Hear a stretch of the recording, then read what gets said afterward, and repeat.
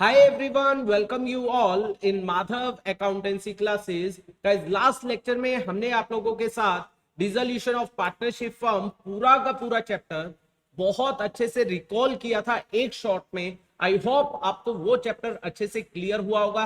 Guys, आज हम उस चैप्टर से रिलेटेड बहुत जबरदस्त एमसीक्यू जो आपके CUET exam point of view के लिए बहुत ज्यादा इंपॉर्टेंट है, आज मैं आपसे डिस्कस करने वाला हूं। तो गाइज, आपको इस वीडियो को बिल्कुल भी मिस नहीं करना है, एंड तक जरूर देखना है क्योंकि बहुत जबरदस्त MCQ we are going to discuss. तो चलिए गाइज, आज की वीडियो को हम स्टार्ट कर रहे हैं विद आवर फर्स्ट एमसीक्यू। देखिए क्या बोला गया है और आपको क्या करना है गाइज, मेरे साथ साथ आपको इसका आंसर करते चलना है, कोशिश करिए मेरे से पहले आप उनका आंसर कमेंट में लिखिए। तो देखिए, court can make an order to dissolve the firm. Court order कर सकती है when some partners has become fully mad. Yes guys, अगर mad हो जाए उसके बाद partner deed is fully followed, नहीं guys. Continued future profits are expected, नहीं guys. Firm is running legal business, नहीं guys. तो केवल first option A, that is क्या होता है जब पार्टनर क्या होता है हो जाता है, पागल हो जाता है, अनसाउंड माइंड वर्ड यूज होता है, वो हो जाता है। तो गाइज, फर्म जो है वो बंद हो सकती है अगर कोर्ट ऑर्डर दे दे। ठीक है गाइस, आई होप ये पहला आपको समझ आया होगा। इसके बाद ये हमने कल डिस्कस भी किया था आप लोगों के साथ। इसके बाद at the time of dissolution of the firm at which stage the balance of partners capital account is paid. बहुत इंपॉर्टेंट, किस स्टेज पर पार्टनर की कैपिटल को पे किया जाएगा। After making the payment to third parties loan, बिल्कुल सही। Before making the payment of partners in respect of their loan, नहीं गाइज, उसके बाद होता है। After making the payment to third party for their loans as well as the partners loan, बिल्कुल सही, C right answer है, none of the above, नहीं guys. तो ए नहीं आएगा। ए ठीक है कि जो थर्ड पार्टी है उसकी पेमेंट के बाद होता है, लेकिन उसके बाद भी क्या आता है, लोन। लोन के बाद तो पहले थर्ड पार्टी की पेमेंट होती है, दूसरा पार्टनर का लोन वो पे होता है, उसके बाद क्या किया जाता है, पार्टनर की कैपिटल पे की जाती है। C is very correct answer. I hope ये बात आपको समझ आई होगी। इसके बाद there was an unrecorded asset of 2000, unrecorded, which was taken over by partner at 1500, वो 1500 में ले गया। Partners capital account will be debited, कम होगी। वो कितने की लेकर गया, 1500, तो उसकी कैपिटल भी कितने से कम होगी, 1500 से कम होगी। तो answer will be your 1500। Guys, ये बात आपको ध्यान रखनी है, जितने में पार्टनर लेकर जाता है, एग्री करता है कि मैं इतने में लेकर जा रहा हूं, उतने से ही उसकी कैपिटल क्या की जाएगी, कम की जाएगी। ठीक है गाइस, इसके बाद आगे चलते हैं।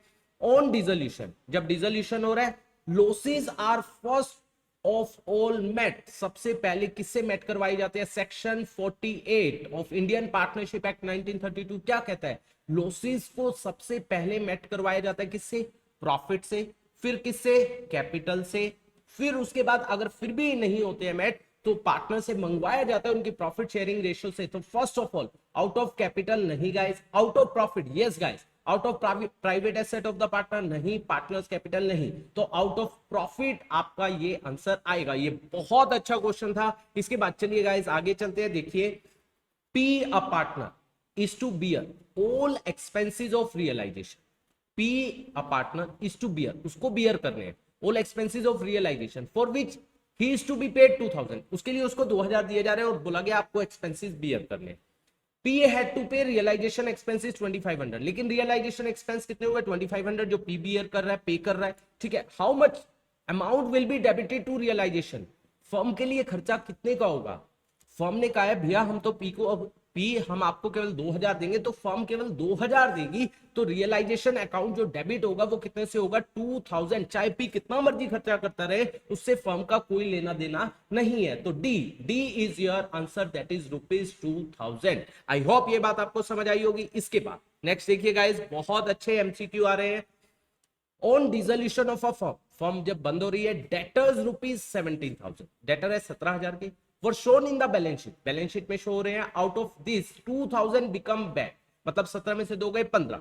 One debtor become insolvent, 70% were recovered from him out of 5000, 5000 में से कितना, 70%, मतलब 3500 रिकवर हो रहा है, मतलब 1500 नहीं आ रहा है। गाइस क्लियर है, full amount was recovered from the balance debtor, बाकी से पूरा अमाउंट आ गया। On account of this item loss in realisation, इससे हमें डेटर से कितना लॉस हो रहा है, देखो एक तो 2000 नहीं आ रहा है, एक 1500 ये नहीं आ रहा है, तो टोटल लॉस कितना हो गया 3500, that is your answer guys. Smart work करना है।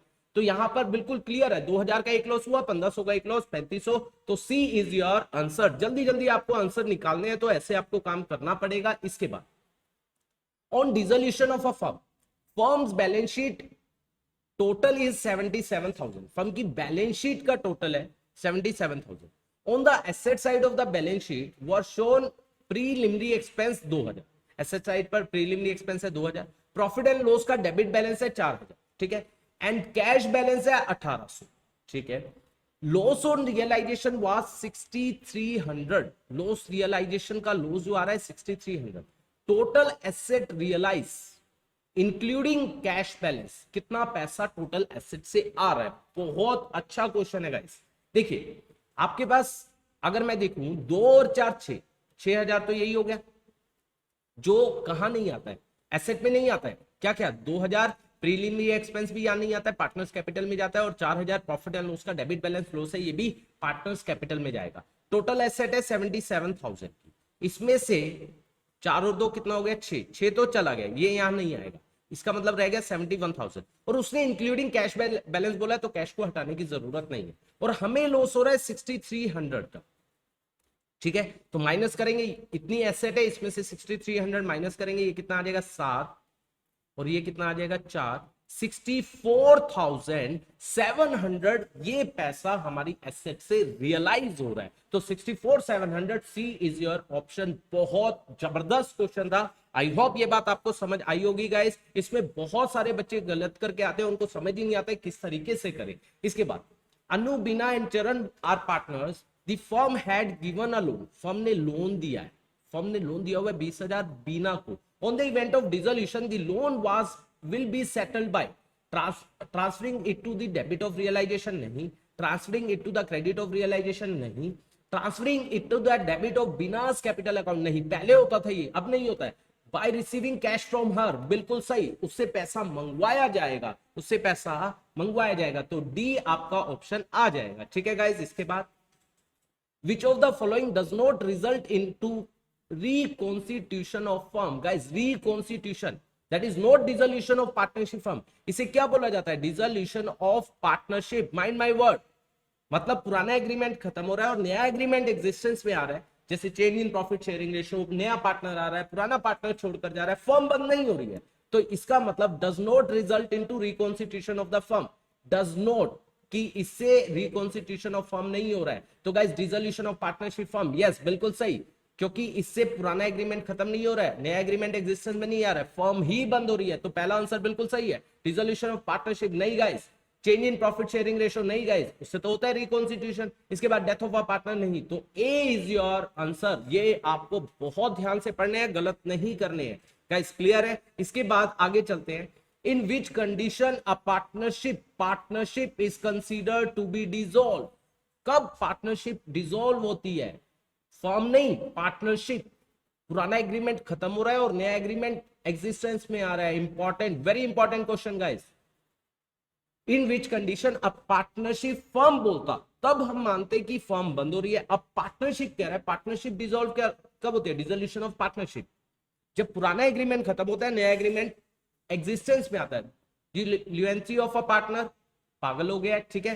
The business of the firm become illegal, इसमें भी क्या होती है, डिसोल्यूशन ऑफ फर्म होता है, इसमें भी डिसोल्यूशन ऑफ फर्म होता है। When there is a change in profit sharing ratio, yes guys, यहां पर पार्टनरशिप डिसॉल्व होती है, नया एग्रीमेंट एग्जिस्टेंस में आता है, पुराना खत्म होता है। When all the partners become insolvent, ये भी नहीं आएगा। तो ये क्वेश्चन आपको क्लियर होना चाहिए, ये डिसोल्यूशन ऑफ पार्टनरशिप फर्म नहीं है, ये डिसोल्यूशन ऑफ पार्टनरशिप है, रिकॉन्स्टिट्यूशन ऑफ पार्टनरशिप फर्म की बात की जा रही है, ठीक है गाइस। आगे चलते हैं, तो ऐसे क्वेश्चन बहुत कंफ्यूज करते हैं गाइस, तो आपको बहुत अच्छे से करके आने हैं।